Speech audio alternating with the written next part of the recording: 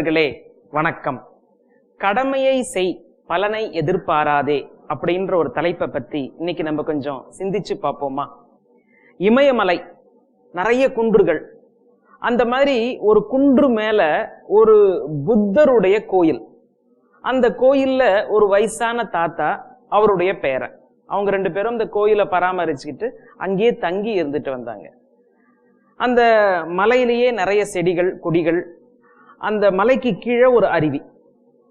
Daily காலையில அந்த தாத்தா அவங்களுடைய புத்தருடைய போதனைகள், அறிவுரைகள், இதெல்லாம் ஒரு பெரிய புக்ல எழுதியிருந்தது.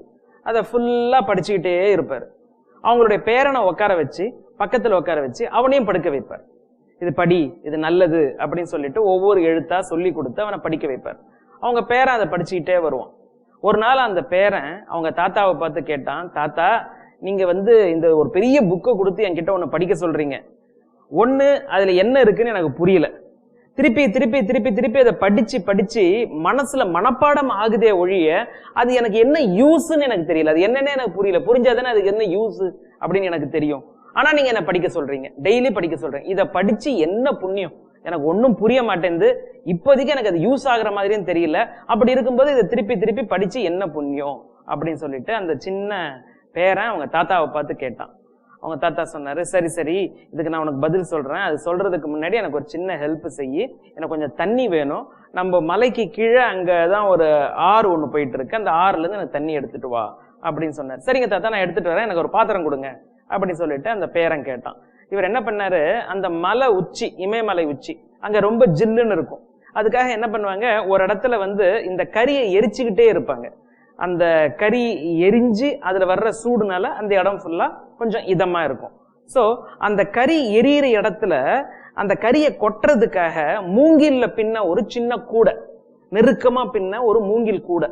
அந்த கூடையில தான் அந்த கறியை அள்ளி அந்த நெருப்புல போடுவாங்க, அது எரியும். அந்த கறி கூடை எப்படி இருக்கும், கறிப்பான மாதிரி கருப்பா தான் இருக்கும். அந்த மாதிரி ஒரு கருப்பான கறி கூடை.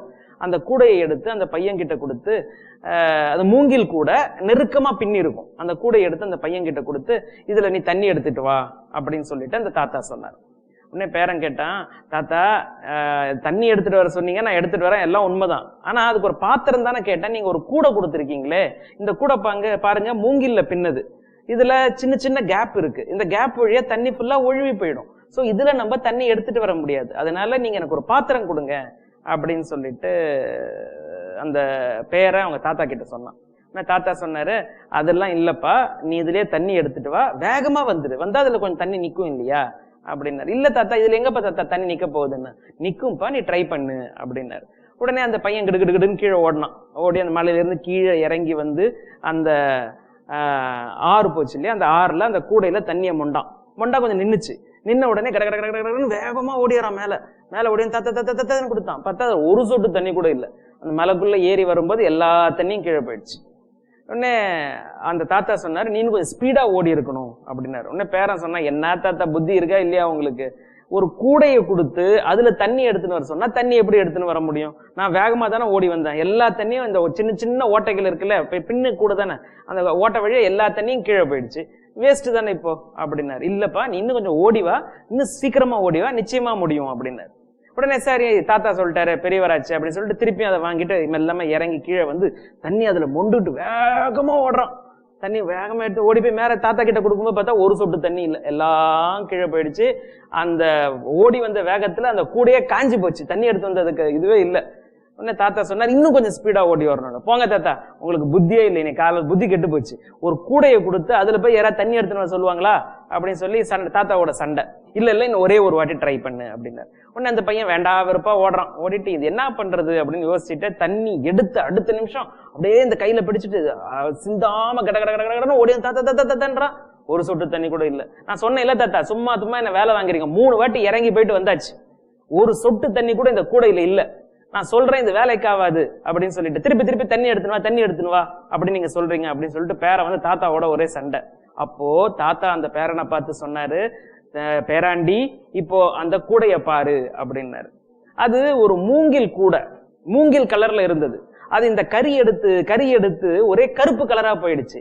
இந்த பேரன் ஒரு 3 வாட்டி தண்ணி எடுத்துன்னு போனான அதுல அந்த கூடை சுத்தமாயிடுச்சு. அதுல இருக்கிற அந்த கரிகிரி எல்லாம் கழுவி அதெல்லாம் சுத்தமாகி இப்ப கூட வந்து பளபளன்னு புது கூட மாதிரி இருக்கு. ஆமா தாத்தா, இது கறி கூட எவ்வளவு கருப்பா எவ்வளவு அசிங்கமா இருக்கும், இது 3 வாட்டி தண்ணி எடுத்துட்டு வந்து சுத்தமா ஆயிப்போச்சே அப்படின்னாரு. அப்போ அந்த தாத்தா அந்த பேரன் எடுத்து மடியில உட்கார வச்சுட்டு, இதே மாதிரிதான்ப்பா கடவுளை பத்தி நாம் படிக்கக்கூடிய புஸ்தகங்கள், கதைகள், ஸ்லோகங்கள், மந்திரங்கள் இதெல்லாம் நமக்கு புரியாம போலாம். நீ கூட டெய்லி புத்தரை பத்தி அவர் சொன்ன போதனைகளை பத்தி நீ படிக்கிற, அது உனக்கு புரியலன்ற இந்த வயசுல உனக்கு அது புரியல, அது வாஸ்தவம் தான், ஒத்துக்கிறேன். ஆனா அதை படிக்க படிக்க படிக்க படிக்க மனசு சுத்தமாயிடும். எப்படி இந்த கறிக்குடையில தண்ணி எடுத்துட்டு வர முடியாது, ஆனா அதை திருப்பி திருப்பி திருப்பி திருப்பி எடுத்துட்டு வர என்ன ஆச்சு, தண்ணி எடுத்துட்டு வர முடியல, ஆனா கூட சுத்தமாச்சு. அதே மாதிரி இந்த கடவுளை பத்தி பெரியவங்க சொல்லக்கூடிய அந்த விஷயங்கள், அந்த ஸ்லோகங்கள், அந்த மந்திரங்கள், அந்த ஜபம், அந்த கடவுளை பத்தி அந்த வார்த்தைகள் இதெல்லாம் இப்ப நமக்கு புரியாம போலாம். புரியாம போன்றதுக்காக நம்ம படிக்காம இருந்துடக்கூடாது. அதை விடாமல் திருப்பி திருப்பி படிச்சு படிச்சு படிச்சு ஜபம் செய்து செய்து செய்து நம்ம ஆத்மா, நம்ம மனசு இதெல்லாம் சுத்தம் ஆயிடும். எப்படி இந்த கறிக்குடை நீ எப்படி எடுத்து எப்படி இருந்தது, கருப்பா இருந்தது, அந்த கறிக்குடைய ஒரு 3 வாட்டி தண்ணி எடுத்துனோடனே சுத்தமாயிடுச்சு.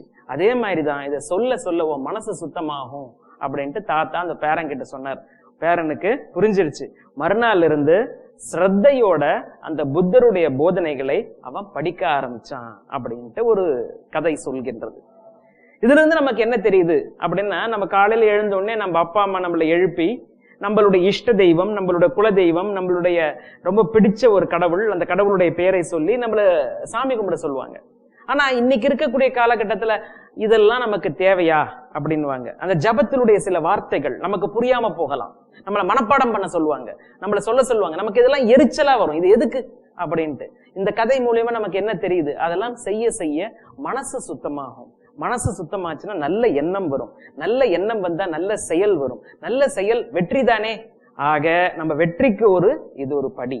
மீண்டும் நாளை சந்திப்போம். நன்றி, வணக்கம்.